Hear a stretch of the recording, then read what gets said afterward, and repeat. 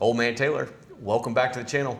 Just a quick reminder that we are not a sponsored channel, and that lets me keep all of my testing fair and honest. For today's episode, I'm gonna be bringing in my friend, we've seen him a couple times, Buck. Great to be here, Matt. But have you tried the Sierra Match Kings? Buck, that sounded kind of like sponsorship. We're not kowtowing to any sponsors. Sponsorship? Who's talking about sponsorship? I mean, if the N135 smokeless propellant's exceptional, purchased at your local retailer, that's just a fact, Matt. Buck, this is getting ridiculous. We should have unbiased testing, and people should be free to purchase whatever that they want to. They should have choice. It is a choice, Matt. It's a choice of a new generation. What the fuck? YouTube.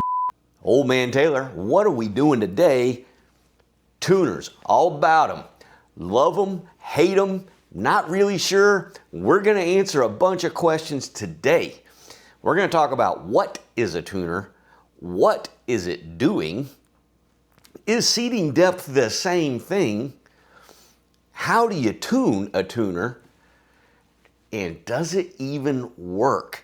This part's gonna be a big deal. I've scoured the internet looking for content that can show me a tuner actually working. And what I see over and over and over, 5-shot groups.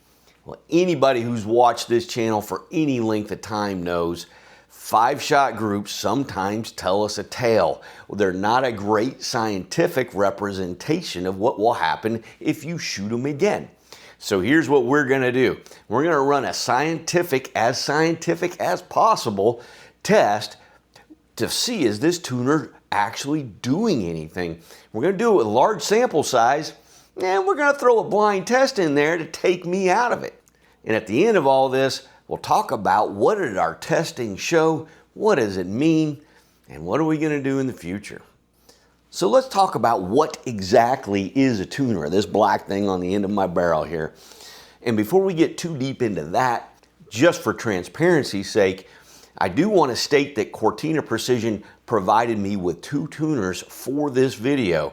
No money changed hands there, but that is going to be one of the reasons we're going to do a blind test later on to confirm whether this is doing anything or not, just to be sure I have no bias involved in this. So when we're talking about a tuner, what we're actually talking about is a heavy weight that is sitting on the end of our barrel, as far away from the mounting point as possible. And the idea here is it's going to be threaded so that we can turn this and move that weight in and out tiny amounts. Why do we want to do that? This whole idea is based on harmonics. Whether we believe they exist or not, that's what this is all about.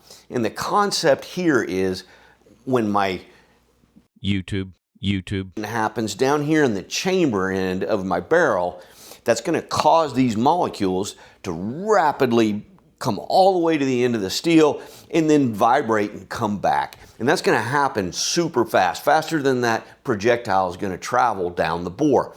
Well, when that happens, the speed that happens kind of causes a bit of a wave effect through this barrel. It's not something we can see as human beings, but if we show this in slow motion, particularly after the shot is left, we can really see what we call whip happen to this barrel. It becomes almost fluid-like in the way that it moves. Obviously, the thicker this barrel is, the more mild the load is that I'm sending downrange, and its propellant, the less effect that's going to have. But the concept is even 22 rimfire is going to create that in a barrel this thick. It happens.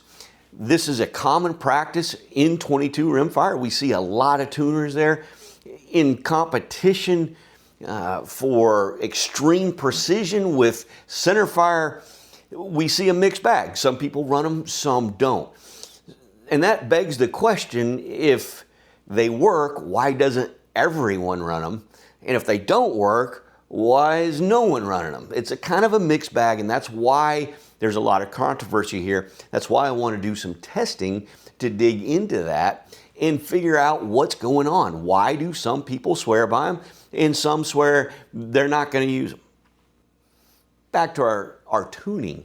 So these harmonics are giving us this bit of a wave action happening. Here's the theory of the harmonics. So I've got these waves going on with this barrel, and if my projectile leaves the very tip of my barrel, if the projectile leaves right here while my barrel is moving from these harmonics, well, that's going to cause dispersion on my target. But if I can time that projectile leaving that chamber right as that barrel hits the top and stops there for a second before it changes direction, or the bottom right before it changes direction, I've got a little bit of a pause there. If I can make that projectile leave every single time at that spot, my dispersion will shrink. Okay, that's one concept on why a tuner works, if it does. We'll find out. Now, one thing I got to say about both of the tuners that Eric has sent me, these are incredibly well made. Whether they work or not, we'll find out as we go through this, but the quality of these devices are exceptional. They are very good. As far as adjustment, being able to read the scales, setting them where I want to set them, and them staying there, I don't know what I would do to improve them. They are really good. He sent me two versions. One has a brake on it. That's the one we'll be shooting with the 308 in a hunting rifle, the same 20-inch CTR barrel that you guys have seen me shoot a ton of 308 through. We'll take a look at that. The other one that he sent me here can take a suppressor. You can put an adapter on that so you can run a suppressor or a brake on the end of that, your brake, your whatever you wish, on the end of that. So there's a second version of that. Guys, leave me in the comments when we get to the end of this video if you want to see some action with that on a more precision style barrel and see what happens, maybe in a different caliber. If you want to see what happens there, if I get enough feedback, I'll probably do something with that. But for today, we're going to run the brake and we're going to run these adjustments and give this a whirl and see how it works. So another piece to this may be seating depth. Seating depth may have something to do with this, maybe not. But the idea behind seating depth, there's two parts to that. The major piece that we typically think about is the way that projectile travels before it engages the lands and the grooves, and the way that it engages the lands and the grooves.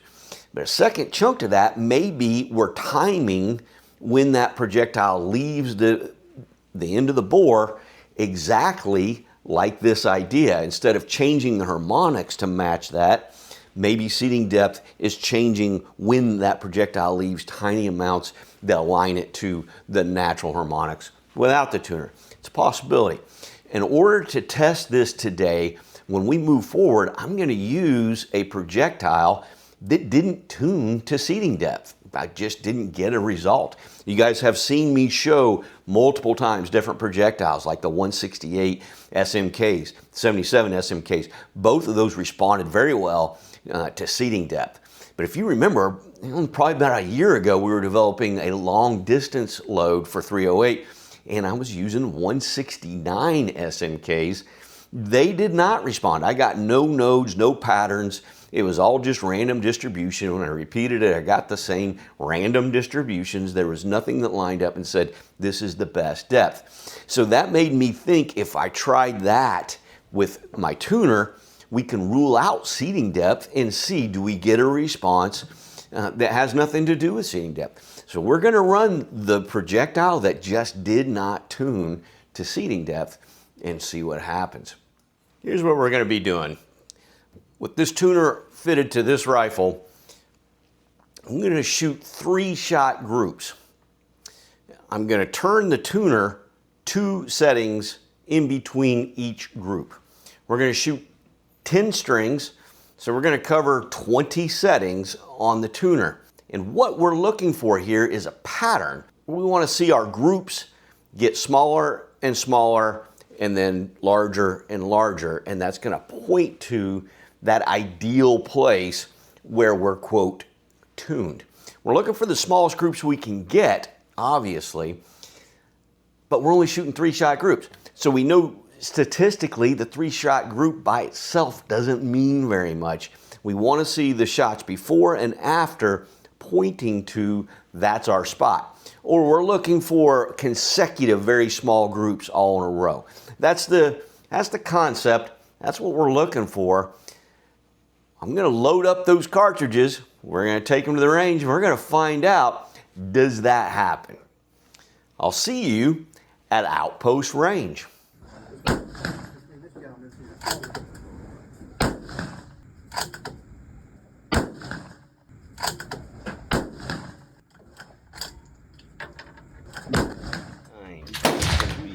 Tuner setting 0 with the brake.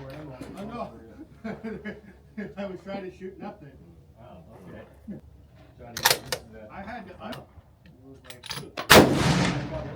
Pretty good.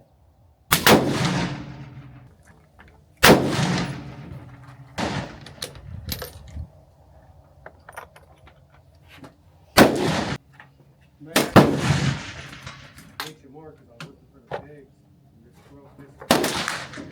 Tuner setting 2.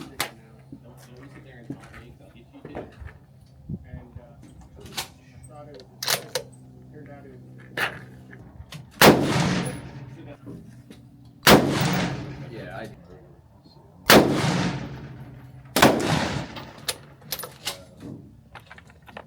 That's crazy. And they instantly explode. Oh. Tuner setting 4. 3rd string. That whole marine mentality, work smarter, not harder, right? You're trying to eat all that. We went out, we were like almost at that. You can take this one.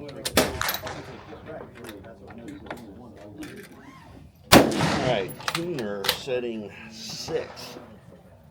I want to get a K98 though.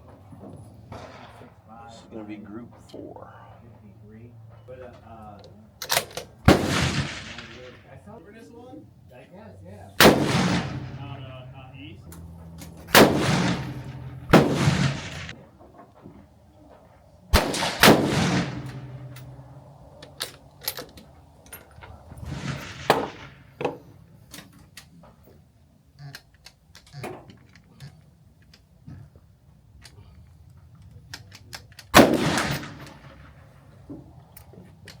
Tuner setting 8. Freaking laser beams, it's not funny. This is string number 5.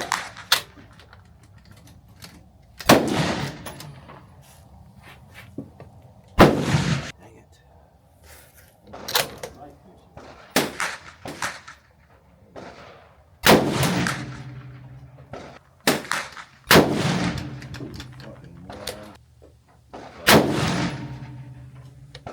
Looks like the shoulder.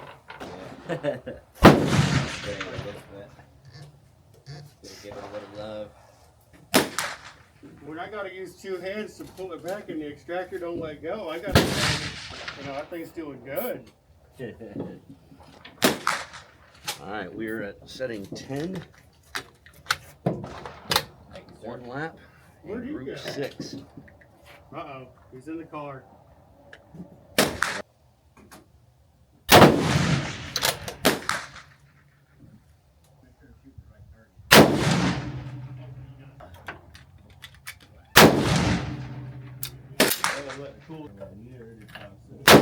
See how bad that trigger is. I'm going to take that.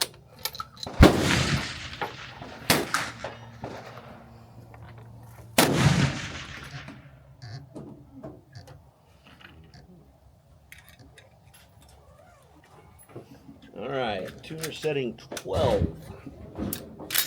7th group. Yeah. You're looking for like ridiculous speeds, like your standard deviations.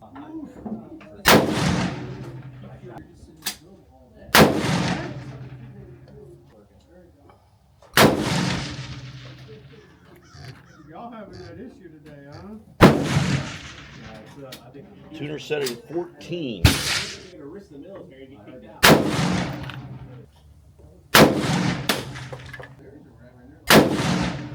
At 14, I'm going to 16. I don't know where those are. All right, this is 18.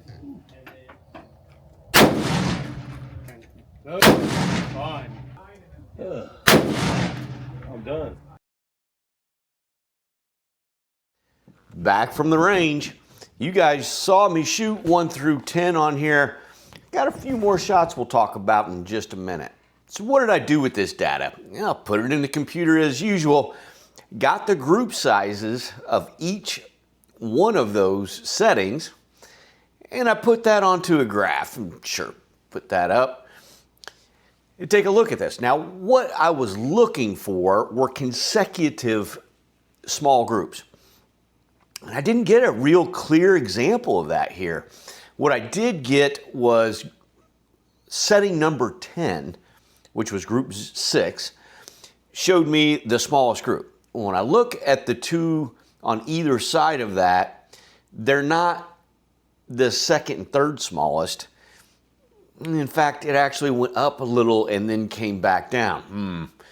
That's not the really clear indication that this is the sweet spot. Might have just got lucky on those 3 shots. But that is the best that we have on this graph. If we look at that, we don't have anywhere that I get that consecutive small groups. So the next thing I did was I reshot that group, setting 10, and that's group 11 on my target, to see if I did in fact just get lucky, or was that one of my best groups of the day. Turns out with the reshoot, it was still one of my best groups of the day. 14, setting 14 was just a touch better than the second time I fired 10, but clearly 10, it favored that. So I want to investigate 14 a little bit and see same thing. Did I just get a little lucky there? Because it doesn't really have a clear sign showing it's the one either. So I shot the group right before 14, 13, and the group right after, setting 15. And both of those were not fantastic at all. So that tells me 14, even if it was a setting, is such a tiny setting, not worth fooling with. So I'm going to take 10 as my very best. And then the next thing I did, I had some ammo left. I went ahead and shot 2 10-shot groups at setting 10. And I did that for a reason.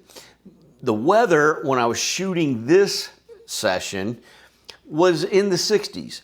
And I know it's going to take some time to get all this together, to get back to the range to shoot my confirmation groups, and it's going to warm up as we're going from spring into summer. Definitely going to be summer by the time this video is done.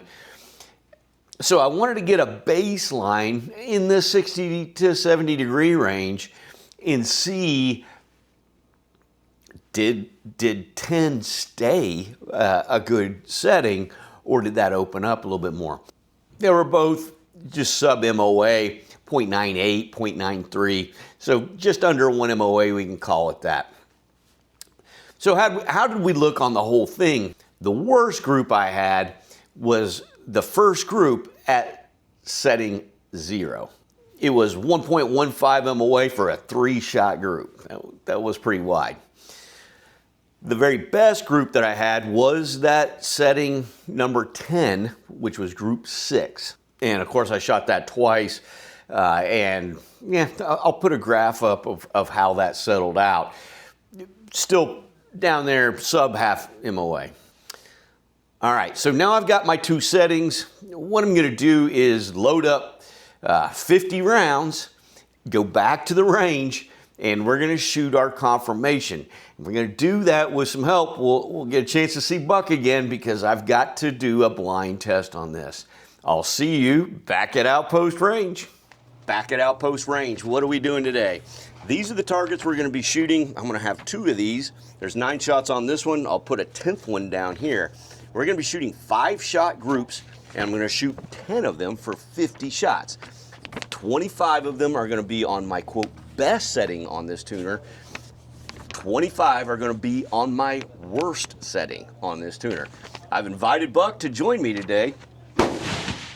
Yet, happy to help. All right, Buck, why are you here today? I'm here to tune the tuner and to also ensure that my buddy Matt doesn't cheat.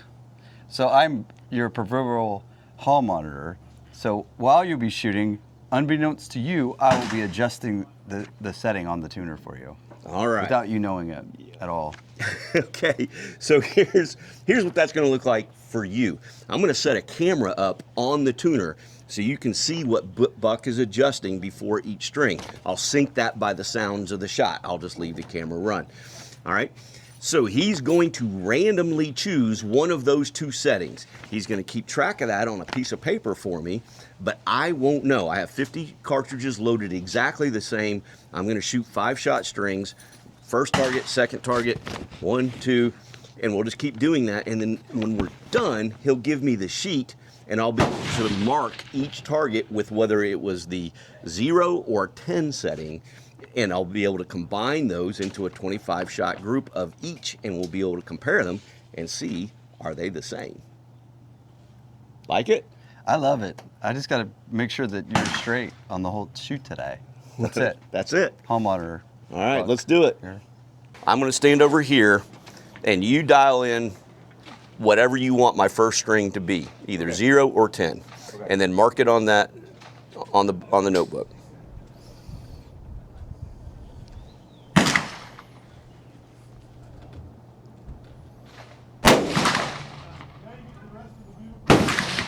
Just north. Okay, so it may be a bullet compatibility issue. Yeah. Group 1, tuner setting unknown.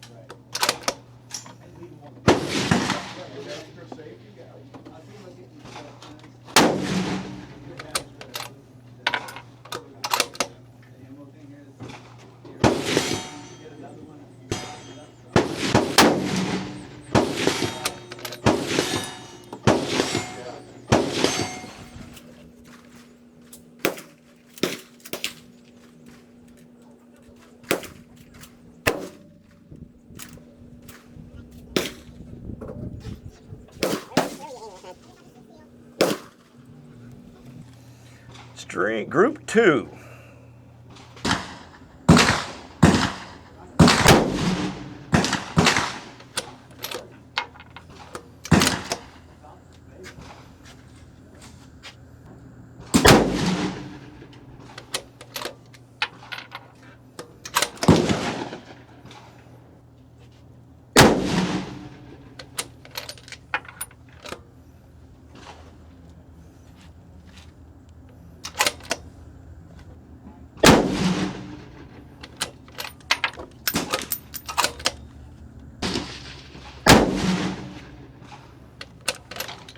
Interesting.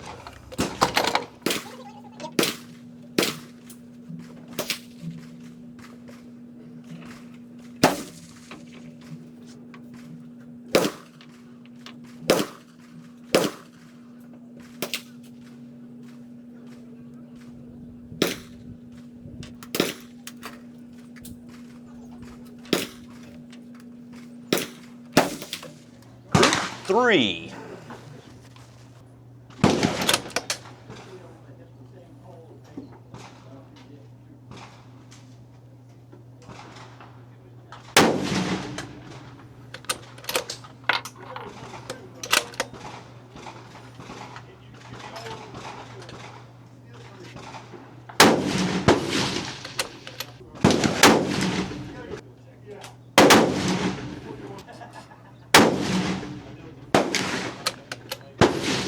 All right, that group is definitely opening up a little bit.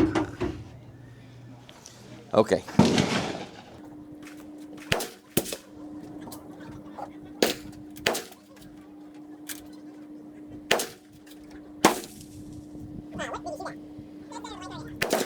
This is group 4. Got a little bit of wind. We're gonna wait for the flag to lay down. I am not holding for wind.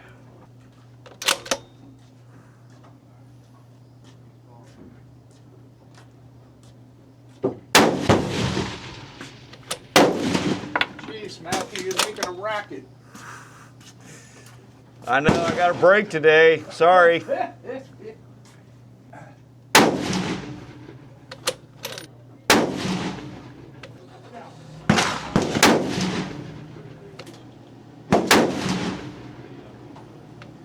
All right. My guess at this point is 4 is also 0. 3 and 4 look like 0 to me. We'll see.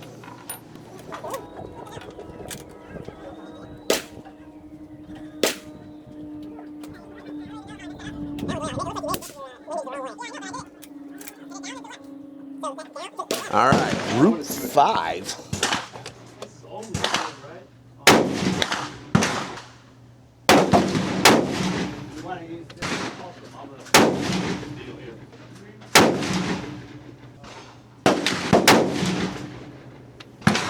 All right, there's 5. You can see where I'm hitting? I'm totally lost.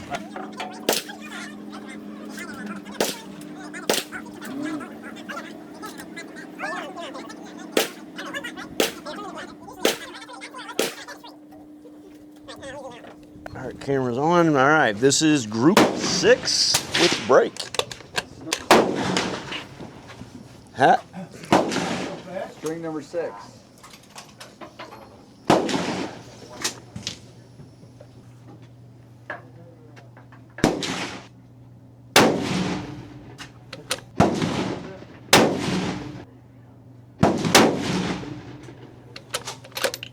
Those are looking really good.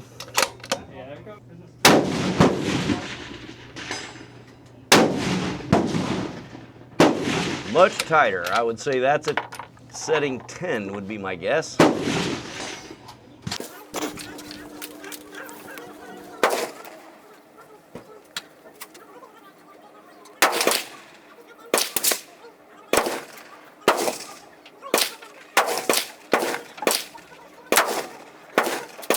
We are on to group 7.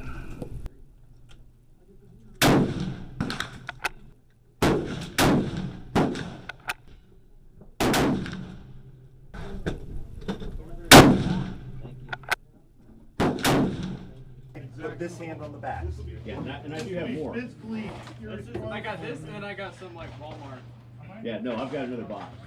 I've got 50. This is group 8. Move the gun around. Okay.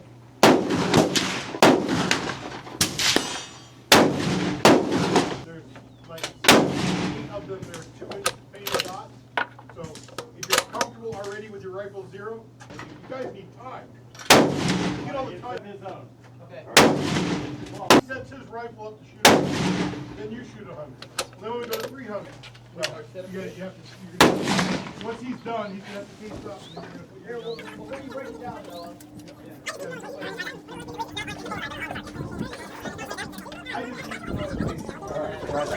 Group 9. There, Dave. These are tough bags, man.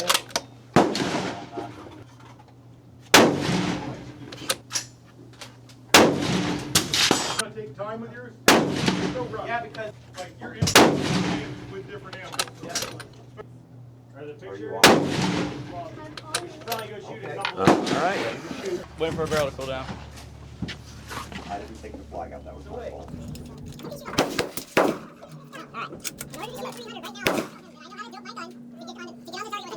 Group 10. So make sure you're shooting at a target that looks like a dot on the target. Yeah.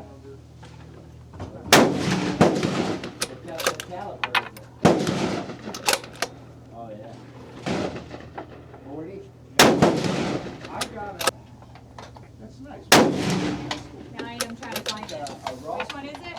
looks like this. It's a 29. Straight ahead, okay. Back from the range, I got targets, I got the cheat sheet. Before I dig into the results of this, I do want to take a minute, put some names up here. I got some super thanks since the last video, and I need to call these guys out. I really appreciate what you guys are doing. I'm sure the guys who followed this channel for some time have seen I'm fighting the YouTube algo significantly. My reach is falling with each video. Hopefully that comes back. I'm not showing any reloading in this particular video. I'm not saying any of those words that tend to flag those type things. Maybe we'll get a little more life left in this one, but these super thanks are carrying this channel right now. So I really appreciate that. And if you enjoy this type of content, it's pretty easy to do. I would highly appreciate it. Thank you very much. Okay, let's get into what these targets are telling us. What did we see? Well, when we look at these targets, and I'll put them up, we can see there wasn't a massive difference between them, but there were a few times it was pretty obvious which was which. There were a couple groups that were really similar to each other, not so clear. What's the data tell us? Of course, I put these in the computer. I've got all the information. What does that say? For my 0 setting, the smallest group that I got was 0.686 MOA. The worst was 1.1 MOA for 5-shot groups. The 10 setting was better, but not tremendously. 0.600 MOA for the very best 5-shot group. The worst, 0.97 MOA. So we did stay under 1 MOA with the number 10 setting, and we were not able to do that with 0.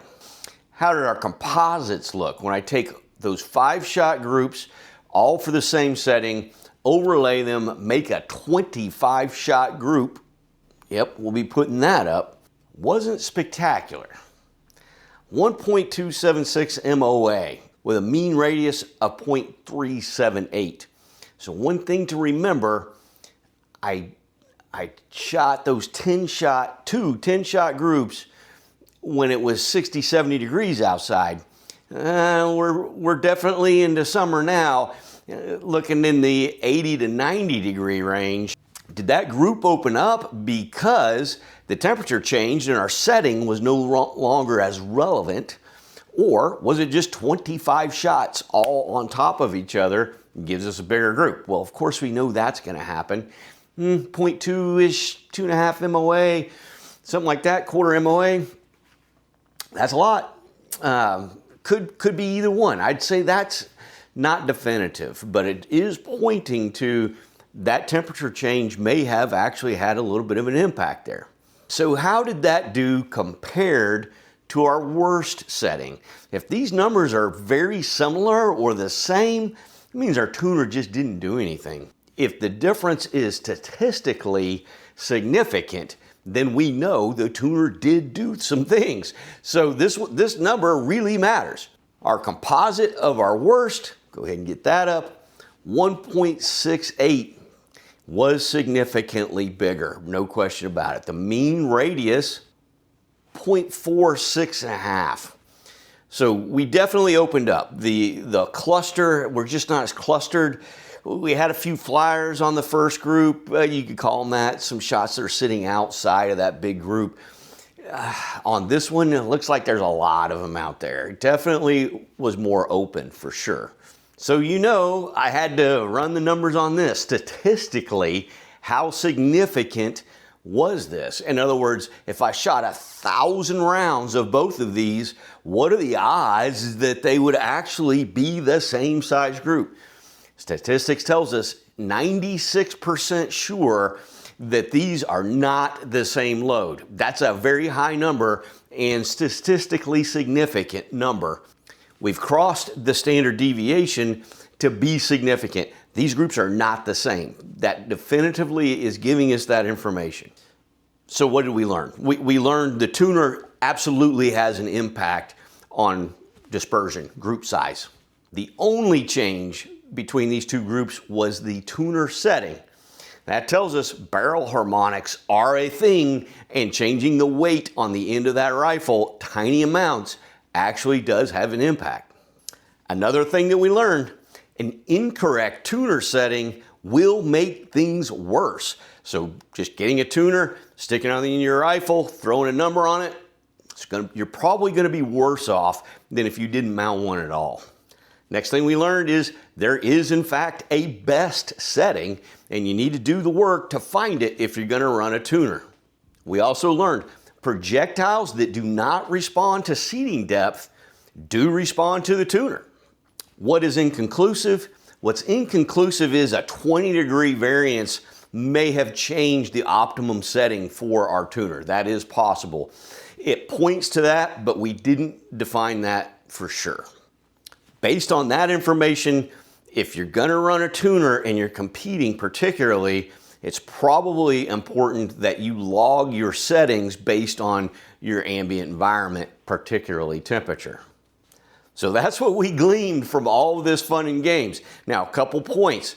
One, I do have another tuner. I've got it on a precision barrel. If you want to see that, I need to see some action in the comments. If no one cares, I'll do that myself, but I won't make a video. So if you want to see that happen, some further testing using a precision setup, let me hear about it.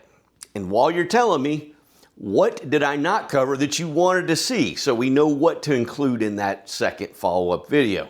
So what's coming down the line for Old Man Taylor? I've got an annealing video that I'm putting the rounds together for right now. If you want to know if annealing has an impact on precision or not, stay tuned for that one. Thanks for hanging in there. This is Old Man Taylor.